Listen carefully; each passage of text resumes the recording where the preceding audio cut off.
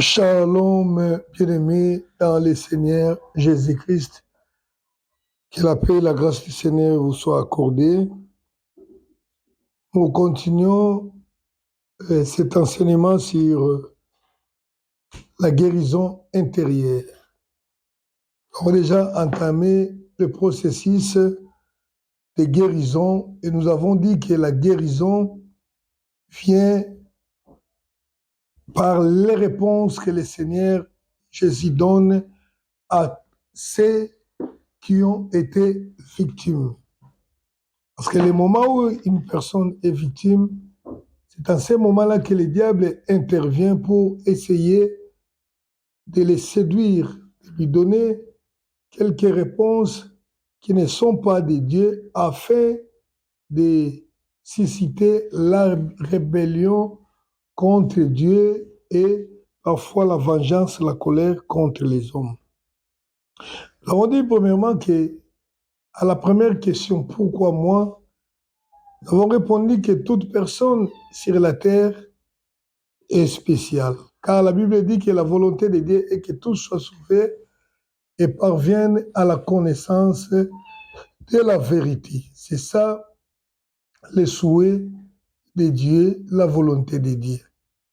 Alors que les hommes n'arrivent pas à comprendre cela, le Seigneur peut faire que malheur, qu'il puisse laisser que certaines difficultés arrivent dans la vie d'une personne afin de la contraindre, de la ramener sur la bonne voie. N'est-ce pas la Bible dit dans le livre des Lamentations qui dira que malheur arrive si l'Éternel en est l'auteur.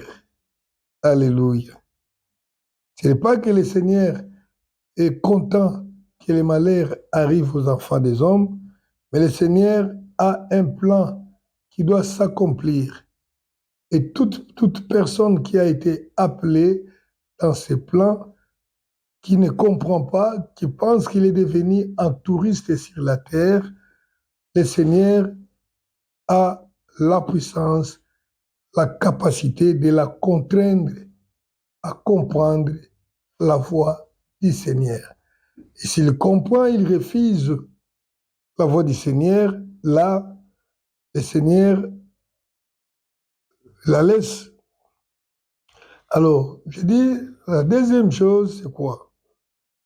Maintenant, une personne qui connaît déjà le Seigneur et qui est victime de beaucoup de choses, qui arrive à souffrir le cœur brisé, va se demander aussi pourquoi ceci m'arrive. Et si vous voulez expliquer que, parce que le Seigneur veut que vous compreniez qu'il a un plan pour vous, il vous dira certainement, parce que c'est aussi la réalité que non, j'ai connu Dieu, je sers Dieu. Mais il y a un problème. Il y a un problème. Il y a toujours quelque chose, parfois, que l'homme ignore. Généralement, lorsque les problèmes nous arrivent, les mêmes versets que nous avons lus là est toujours d'actualité. Romains 8, 28. Toute chose concourt pour le bien de ceux qui aiment Dieu.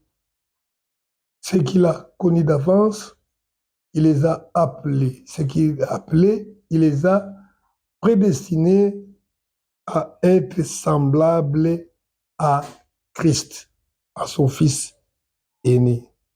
C'est ça les grands problèmes. Le problème, c'est quoi? Toute personne qui a accepté Jésus-Christ comme Seigneur et Sauveur a été prédestinée à devenir comme Jésus-Christ. La Bible est claire là-dessus. Nous ignorons beaucoup ces passages et parfois c'est pourquoi les gens ne font pas l'effort. La Bible dit, Dieu, ce qu'il a connu, ce qu'il a appelé. Et quand on parle de ceux qui ont été appelés, je ne veux pas que vous les preniez comme on parle des pasteurs, parce que les pasteurs ont l'audace de penser que seuls eux ont été appelés. Non. Toute personne qui a accepté Jésus-Christ comme Seigneur et Sauveur est appelée. Et c'est la raison pour laquelle le Seigneur a dit quelque part, il y a beaucoup d'appelés, mais peu d'élus. Beaucoup d'appelés, mais peu d'élus. Pourquoi? Parce que tout appelé est appelé a été prédestiné. Donc, Dieu l'a préparé pour devenir semblable à l'image de Christ. Mais, vous savez, comme je l'ai dit, l'image de Christ, c'est quoi? C'est l'image de Dieu invisible. C'est pourquoi Dieu a dit au commencement, créons l'homme à notre image. Bien que le premier homme fût déchu et toute sa descendance, en Jésus-Christ, nous recouvrons l'image de Dieu invisible. Et c'est ça le plan de Dieu. Mais, qu'est-ce qui arrive? C'est ça même la recommandation du Seigneur qui dit, soyez parfaits comme votre Dieu est parfait. Matthieu chapitre 5, verset 48. C'est ça même notre raison d'être. Lorsqu'on devient chrétien, pour hériter le royaume, il faut devenir comme Christ est parfait. C'est aussi la raison pour laquelle le Seigneur a placé dans son Église les ministres de la parole. C'est ce que nous dit Éphésiens. Il a donné aux hommes les dons, aux uns d'être apôtres, pasteurs, tout, afin que pour but du perfectionnement des saints, donc de ceux qui sont appelés. Perfectionnement, c'est rendre parfait, jusqu'à atteindre la ossature parfaite de Jésus-Christ. Donc, jusqu'à atteindre la forme du Seigneur Jésus-Christ. Donc, l'Église est là. Nous travaillons pour que tout chrétien ressemble Jésus-Christ dans sa vie, dans sa manière de vivre. Et cela est possible, et cela c'est fait.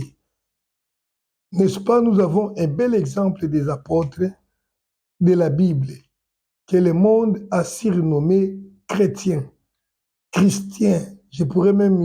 Donc, des gens en qui ils ont vu, qui ont ressemblé Christ, qui ont ressemblé le Fils aîné de Dieu. Et cela maintenant s'accomplit avec la parole de Romains 8, 28, que ce que Dieu a appelé, il les a prédestinés à devenir semblables à l'image de son Fils. Et voilà, mon chat de la maison est en train de miauler à côté de moi. Vous continuez à suivre le message. Alléluia. Maintenant, il se fait que dans le chemin de la perfection de l'homme, il y a un obstacle géant.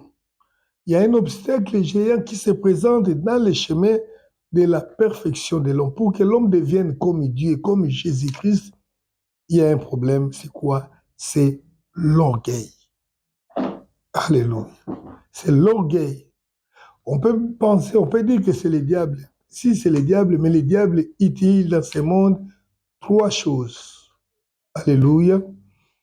1 Jean chapitre 2 verset 16 nous dit ceci, que dans ce monde, il n'y a que l'orgueil, plutôt la convoitise de la chair, il y a la convoitise des yeux et l'orgueil du monde. Ces choses ne viennent pas de Dieu. Ce sont les trois domaines dans lesquels le diable est en train de gérer ou est en train de dominer ce monde. Voyez, on a parlé de la convoitise de la chair, 1 Jean chapitre 2, verset 17. La convoitise de la chair, on a parlé de la convoitise des yeux et de l'orgueil du monde.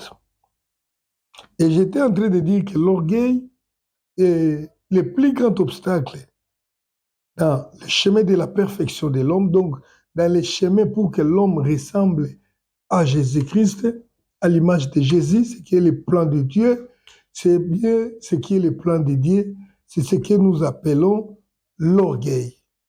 C'est l'orgueil qui empêche l'homme. C'est quoi l'orgueil? L'orgueil, c'est cette vanité qui se porte à se mettre au-dessus des autres. C'est cette vanité qui fait que l'homme s'estime grand, s'estime meilleur que d'autres personnes. Et l'orgueil est alimenté, ou bien je dirais, l'essence de l'orgueil, c'est le moi. Alléluia. Donc, c'est le moi qui est cet amour propre que chacun de nous a dans son cœur pour lui-même, cet amour qui se manifeste par des préoccupations égoïstes pour soi-même, c'est ce qui alimente l'orgueil. Alléluia. Or, pour que l'homme devienne semblable à Christ, il faut que les moi-là disparaissent dans l'homme. Les moi, l'ego. Ce qui fait que l'homme pense toujours à lui-même, à son avantage, à sa dignité, à tout, toujours autour de lui. Et quand cet ego-là vit dans moi, je me vois grand, je me vois beau, je me vois meilleur, je me vois plus utile que les autres et c'est ça l'orgueil. La Bible dit bien, 1 Jean chapitre 2, 16 et 17, que dans ce monde, il y a la convoitise de la chair, il y a la convoitise de la chair, il y a la convoitise des yeux, il y a l'orgueil du monde. Et l'orgueil, comme je l'ai dit, est alimenté à comme soubassement les moi, l'ego. Vous savez, les moi dans l'homme exigent l'adoration. Donc, les moi exigent le respect. Les moi, donc, demandent à être satisfait. Et s'il est blessé, excusez, c'est un problème. Donc, le moi est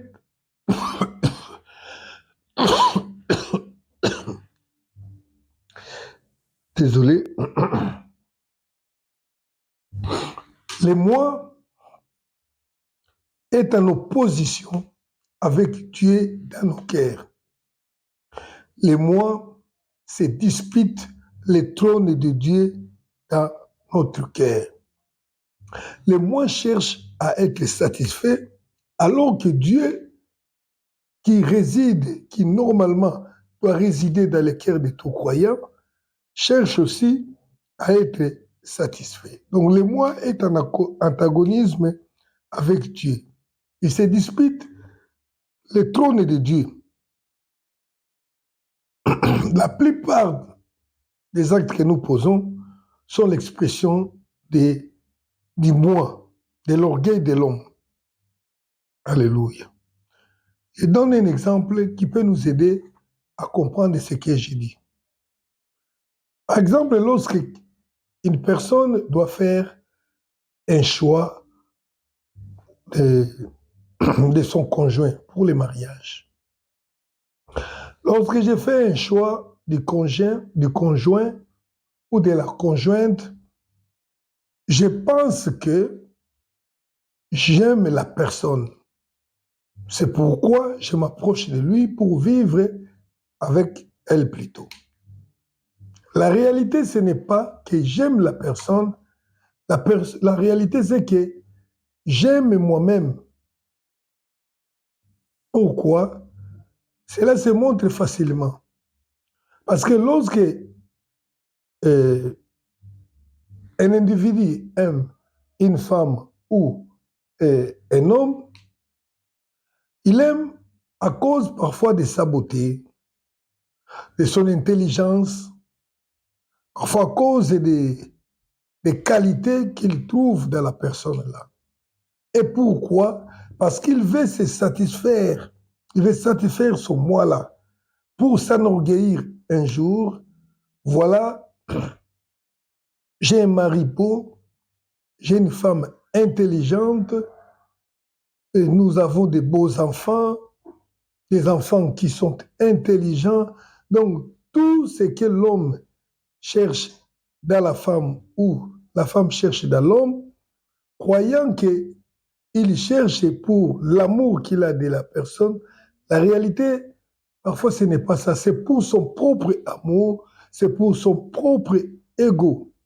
Et parfois, l'homme ou la femme serait en train de s'imaginer, voilà, avec un tel homme, ça fera un beau couple. Quand nous serons en promenade avec nos enfants, et cet homme a une belle taille, cette femme a une belle taille, ça nous fera du bien. Elle a une belle couleur de peau, des histoires comme ça. Et la réalité, l'homme cherche son honneur, la femme cherche son honneur.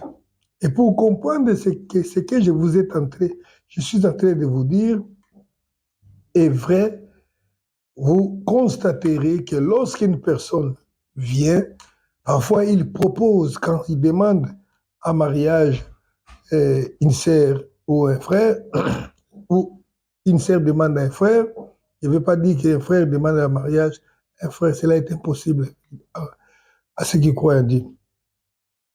Et que l'autre lui refuse, il va se sentir blessé, blessé dans son orgueil. Même s'il était venu avec des propositions, voilà, je t'aime, je vais te faire du bien, je te mettrai à l'aise, ceci, cela. La réalité, c'est pas ça. Parce que si tu aimes réellement la personne, qu'est-ce qui va se passer si la personne te refuse? Parce que je voulais donner le bonheur, je voulais te rendre riche, te donner la joie. Et que toi, la personne, tu sais ce qui fait te donner le bonheur mieux que moi. Évidemment, tu connais bien ce qui va te faire plaisir. Et tu trouves que la personne qui peut te donner le bonheur dont tu as besoin, le plaisir dont tu cherches, ne peut pas venir de moi. Et quand tu me dis que tu ne veux pas de moi et que moi, je m'acharne contre toi, je me mets en colère contre toi, c'est ça qui traduit la réalité que je ne t'aimais pas, je m'aimais moi-même. Alléluia. Et qu'est-ce qui est blessé? C'est mon ego. Pourquoi on m'a refusé? Et généralement, c'est ce qui est la cause de beaucoup de problèmes dans la société, les moi. La personne veut être respectée. Et lorsqu'il n'est pas respecté, il est déçu. Lorsque tu es trahi. Pourquoi? Parce que tu trouvais que non, tu ne mérites pas d'être trahi. Je suis un homme respectable. Comment quelqu'un peut me trahir? Et là, c'est ton ego-là, ton orgueil-là est blessé. Lorsqu'une personne, est, une personne se plaint de l'ingratitude, c'est pour quelle raison? Parce qu'il estime que on ne lui a pas reconnu ses mérites d'être un bienfaiteur. La personne à qui j'ai fait du bien ne me reconnaît pas. C'est son ego qui est blessé, qui dit voilà, il fallait qu'on m'applaudisse, on ne m'applaudit pas, on me considère comme tout le monde, et là, tu es blessé. Alléluia. Donc, lorsqu'il t'arrive d'être blessé, d'avoir un cœur brisé, c'est que le Seigneur sait que dans toi, il y a encore de l'orgueil. Et cet orgueil t'empêche de ressembler à Christ. Et le Seigneur va te laisser, le Seigneur va te laisser tomber dans cet orgueil-là. Le Seigneur va te laisser vivre ces difficultés-là, peut-être pour que tu comprennes que dans toi, tu n'es pas encore parfait. L'orgueil existe encore. C'est ça, bien-aimé. Vous verrez déjà se disputer. Oh non, moi je suis grand. C'est ça l'orgueil. Oh non, mais il ne me respecte pas, je suis son aîné en âge. Nous ne disons pas qu'on ne reconnaît pas les aînés, mais c'est tout simplement parce que cet ego-là estime que je méritais mieux. Et cela arrive parfois, surtout dans les serviteurs de Dieu. Tu es invité dans une église Et lorsqu'il arrive dans une église, on ne lui donne pas une place d'honneur, alors parce qu'il estime qu'il est grand, qu'il est honorable, c'est moi-là est blessé, on nous voilà, on m'a pas réussi avec honneur, je suis un serviteur de Dieu, c'est que cette personne-là, les moi trônent encore dans son cœur et Christ ne trône pas. C'est là les grands problèmes que nous avons. Lorsqu'on se plaint d'être victime d'une injustice, c'est tout simplement parce que on estime qu'on a été maltraité, on méritait mieux, on est blessé, on s'estimait grand, on s'estimait grand, on s'estimait euh, euh, gagner beaucoup, on s'estimait, mais malheureusement, on ne vous a pas accordé et vous êtes blessé. Les grands problèmes, c'est ça. Et lorsque le Seigneur sait que normalement, toi, tu dois ressembler à Christ et qu'il y a encore dans toi ces moi-là qui règnent, qui se disputent la place de Christ dans ton cœur, le Seigneur va te laisser dans les déceptions. Et tu vois la personne qui devient amère. Oh, voilà, moi, je n'accepte plus les frères. Ils m'ont dit si les frères sont comme ça. Tout simplement parce qu'il y avait encore de l'orgueil dans toi. Alléluia. Parce que, bien aimé, dans la règle pour ressembler à Christ, il y a quelque chose que le Seigneur nous demande, c'est le renoncement. Alléluia. Pour ressembler à Christ, il faut les renoncements. Nous allons lire dans Luc chapitre 9, verset 23. Luc chapitre 9, verset 23.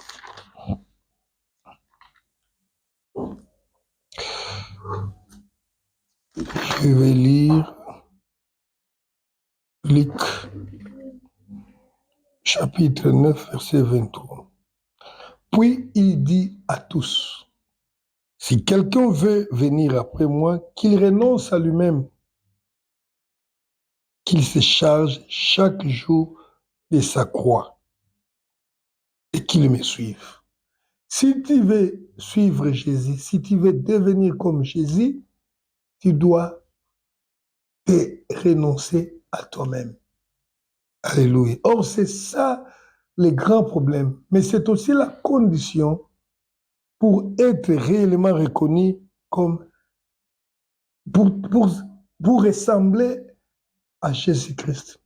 N'oubliez pas, bien-aimé, que si tu es devenu chrétien, si tu as cru en Jésus-Christ, tu as été prédestiné à devenir semblable à Christ. Or, pour devenir semblable à Christ, tu dois d'abord te renoncer à toi-même.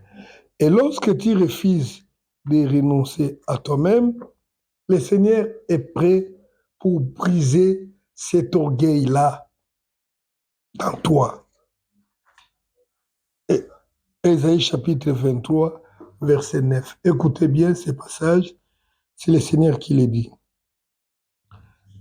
C'est l'Éternel des armées qui a pris cette résolution pour blesser l'orgueil de tous ceux qui brillent, pour humilier tous les grands de la terre.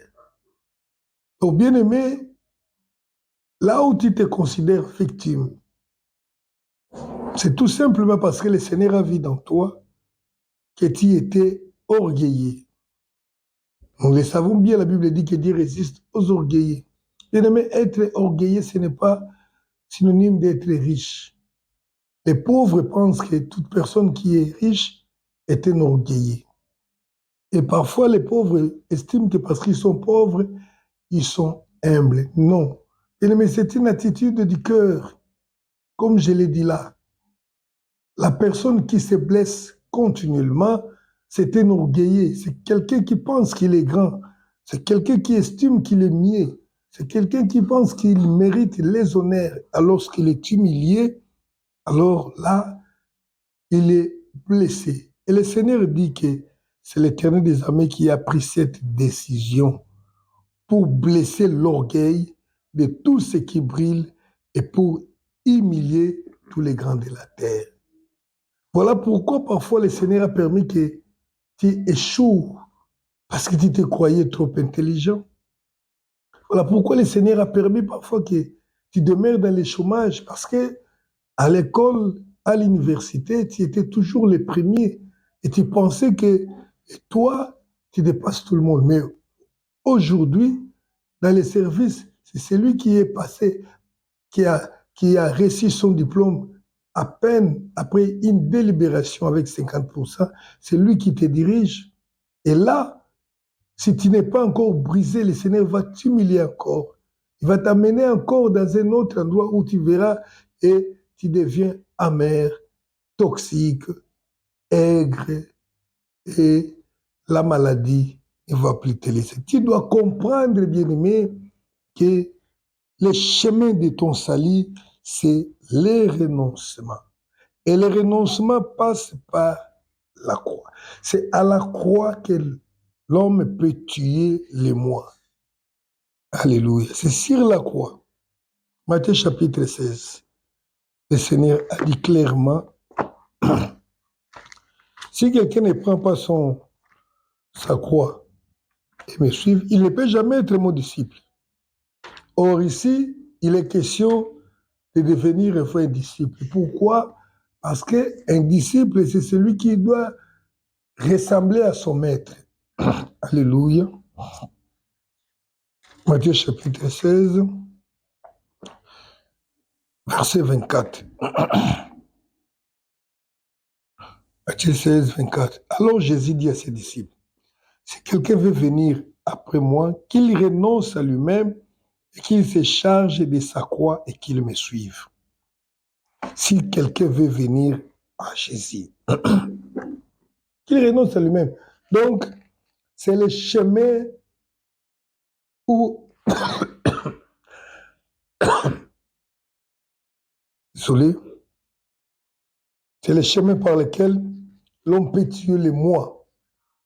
Donc, le chemin volontaire de la croix. Matthieu 10, 38. Matthieu 10, 38. Celui qui ne prend pas sa croix et ne me suit pas n'est pas digne de moi. Prendre sa croix, prendre sa croix, prendre sa croix et suivre Christ. Prendre sa croix et suivre Christ.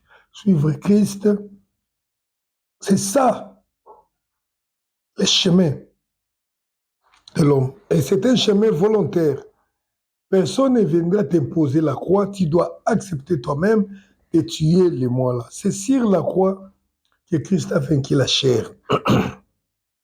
C'est sur la croix que Christ a vaincu les moi. C'est sur la croix que le moi est neutralisé. Et en quoi le moi est neutralisé? C'est par le pardon. Lorsque le pardon est accordé, c'est là, c'est le signe aussi qu'on est en train de vaincre les moi. Vous savez, Christ sur la croix, tout ce qu'il avait trahi, parce qu'à ce moment-là, les disciples l'avaient trahi, hein, comme il avait dit à Pierre. Pierre l'avait trahi, il a dit, je ne les connais pas. Sur la croix, tous l'avaient rejeté. Sur la croix, Christ était déçu de ce qu'il voyait des hommes. Sur la croix, Christ a été victime d'un cœur brisé sur la croix. Et il a pleuré, il a dit, Père, pourquoi tu m'as abandonné? Mais Christ sur la croix, au même moment, il a vaincu la chair, il a vaincu l'orgueil. Voyez-vous, sur la croix, il dit, Père, pardonnez-les. Bien aimé, les summum, donc les sommets du moi, c'est le manque du pardon. Lorsqu'une personne refuse de pardonner, c'est une personne qui s'estime grand. Oui, tu es grand. malgré ta pauvreté, malgré ta petitesse de taille, mais tu es grand. Or, la Bible dit tout ce qui est élevé aux yeux des hommes est en abomination devant Dieu. La personne qui refuse de pardonner, c'est une personne dont le moi trône encore dans son cœur, mais Christ n'y est pas. Pourquoi il ne pardonne pas? Il se dit, ce qu'il m'a fait là, je ne peux pas accepter. Donc, je suis tellement spécial, je suis tellement grand, je suis tellement... Je ne peux pas accepter jusqu'à ce qu'ils viennent s'humilier devant moi. Ce sont les gens dont le moi règne encore. Ils exigent aux personnes qui l'ont offensé de venir demander pardon. J'accepterai les jours où il viendra me présenter des excuses. Non, bien-aimé, cela ne va pas t'aider. Christ sur la croix n'a pas attendu qu'on vienne lui demander des excuses. C'est sur la croix qu'il a dit, Père, pardonne-les car ils ne savent pas ce qu'ils font. La personne qui monte sur la croix, il va tuer son moi. Et Christ nous a dit, si tu veux me suivre, si tu veux devenir mon disciple, qu'est-ce que tu dois faire? Tu dois porter ta croix. Imaginez-vous Christ, de la façon dont il a été humilié. On a craché sur lui, on l'a insulté, à un certain moment, on l'a bandé des yeux et les gens pouvaient dire, le frapper et lui dire, si tu es fils de Dieu, si tu es prophète, si tu es Dieu, prophétise, dis-nous qui t'a frappé. Et il était là sans donner la réponse. Alors toi, qui es-tu? Qui te crois-tu pour qu'on ne puisse pas t'insulter? Et si quelqu'un t'insulte, il faut que le ciel tombe sur la terre. Qui est-il? C'est Christ le Créateur a été giflé par les hommes. Qui es-tu, toi, pour que tu n'acceptes pas qu'on puisse t'insulter, que tu puisses être calomnié? C'est tout simplement parce que tu es grand, tu te sens grand. Voilà pourquoi, bien aimé, tu as des problèmes. Mais si tu te mets à ta place, ce n'est plus moi, c'est Christ qui vit dans moi. Bien aimé, tu vas comprendre que Christ qui a été insulté, il règne, ce n'est plus le moi. Ici, ce n'est pas moi, c'est Christ. Christ, lorsque l'insulte, il ne répond pas. Lorsqu'il est humilié, il ne réagit pas. Lorsqu'il est frappé, il ne rend pas. Et alors, tu ressembles à Christ.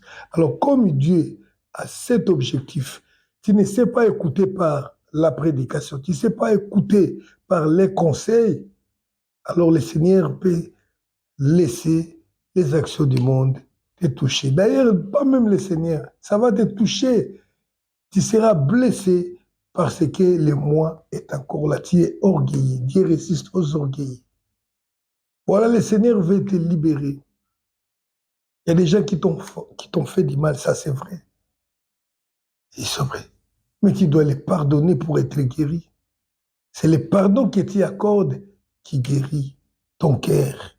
Voilà pourquoi certaines personnes sont venues avec une phrase qui n'existe pas dans la Bible. Ils disent, la Bible dit, le pardon est une puissance qui libère. Ça n'existe pas dans la Bible, mais c'est une parole qui semble vraie. Lorsque tu deviens humble, tu commences à pardonner. Et quand tu pardonnes, tu ne te rends pas compte que toi-même aussi tu as commis quelques fautes. Le Seigneur aussi te pardonne. Et tu ressembles à Christ. Les moi qui nous tourmentent. Moi, je ne peux pas accepter. Je ne peux pas comprendre. C'est ce qui a changé ta façon de vivre et tu es blessé.